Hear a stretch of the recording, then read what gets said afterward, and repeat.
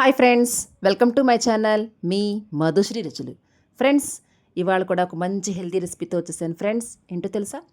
Cabbage meal maker.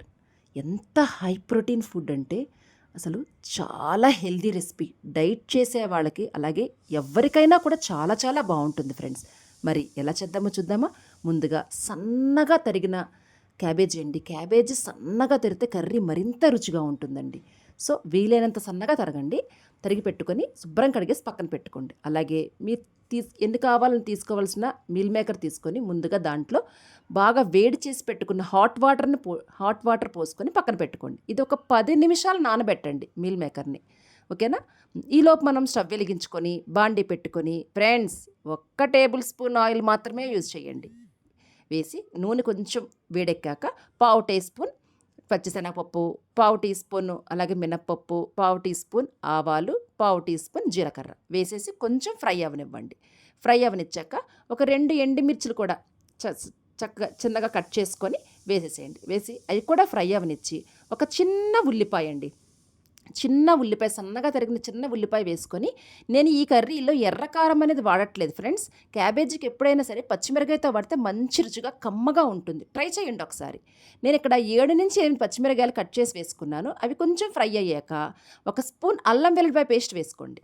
1 spoon అల్లం వెల్లుల్లిపాయ paste వేసుకుని అది కూడా పచ్చివాసన పోయేంతవరకు కొంచెం ఫ్రై చేసి, ఇప్పుడు ఏదైతే మనం సన్నగా తరిగి శుభ్రంగా కడిగి పెట్టుకున్న క్యాబేజీ ఉంది కదా, క్యాబేజీని కూడా వేసేసుకొని తగినంత ఉప్పు అండి. ఓకేనా? తగినంత ఉప్పు, 1/2 టీ స్పూన్ పసుపు వేసేసి బాగా కలిపేసేసేసి మూత పెట్టి మగ్గనివ్వండి. ఫ్రెండ్స్, ఈ క్యాబేజీలో వచ్చిన వాటర్తోనే ఈ కర్రీ మగ్గుతుంది. అంతేకాని సెపరేట్గా వాటర్ పోయడం అనేది ఏముండదు. ఓకేనా? ఈలోపు మనం మీల్ మేకర్ కూడా చక్కగా బాగా మెత్తగా అయిపోయి ఉంటుంది హాట్ వాటర్ పోయడం వల్ల. దాన్ని నీట్గా శుభ్రంగా పిండేసుకొని పక్కన పెట్టేసుకోండి. ప్లేట్లో తీసుకొని పక్కన పెట్టేసుకోండి. ఒకసారి చూద్దామండి మన క్యాబేజీ మగ్గిందో లేదనో.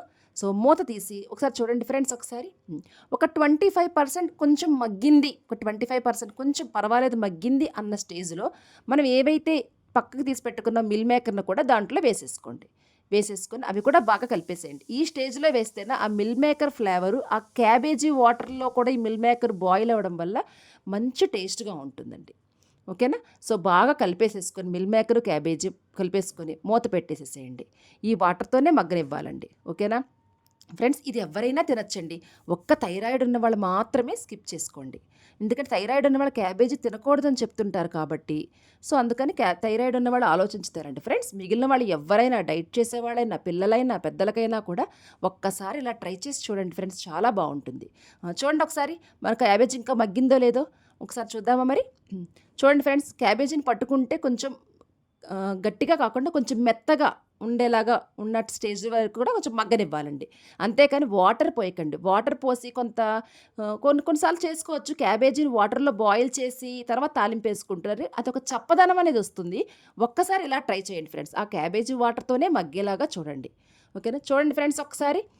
ఆల్మోస్ట్ మనం క్యాబేజీ మగ్గిపోయినట్టుందండి. ఇలా పట్టుకుంటే చక్క మెత్తగా అయిపోతుంది. ఓకేనా? ఆల్మోస్ట్ అయిపోయింది. ఈ స్టేజ్లో ఇష్టం ఉన్న వాళ్ళు 1/2 టేబుల్ స్పూన్ గరం మసాలా వేసుకోండి. అంటే నేను ధనియాలు, చెక్క, లవంగం జస్ట్ ఆ 3 మాత్రమే గ్రైండ్ చేసి వేసుకున్నాను. ఇష్టం లేని వాళ్ళు స్కిప్ చేసుకోండి, మీ ఇష్టం. అల్లం వెల్లిపాయ పేస్ట్తోనే చాలా కమ్మగా ఉంటుంది. అంతేకాని ఎర్రకారం అవసరం లేదు ఫ్రెండ్స్. సో ఫైనల్గా మన కరివేపాకు చూడండి ఫ్రెండ్స్. ఈ కర్రీ కనుక చపాతీకి కానీ రోటీకి కానీ ముఖ్యంగా డైట్ చేసే వాళ్ళకి ఏ రైస్లోకైనా చాలా చాలా బాగుంటుంది. ఉత్త కర్రీ డైట్ చేసే వాళ్ళు ఉత్తి కర్రీ తినేయచ్చండి, అంత టేస్ట్గా ఉంటుంది. మరి ఈ రెసిపీ అందరికీ నచ్చింది అనుకుంటున్నాను. ట్రై చేసి కామెంట్ చేస్తారు కదా ఫ్రెండ్స్. మరి please like, share and subscribe my channel మీ మధుశ్రీ రుచులు.